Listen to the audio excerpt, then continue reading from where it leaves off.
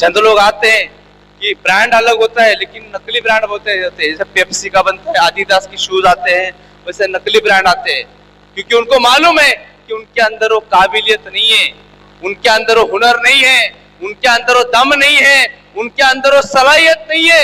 इसीलिए कुछ लोग जो ना गलत पैकिंग में आते हैं। वैसे ही जो है इस मालेगांव के अंदर एक गलत पैकिंग वाली पार्टी आ चुकी है जो अपने आप को इस्लाम पार्टी कहती है। कुछ शर्म है तुम में?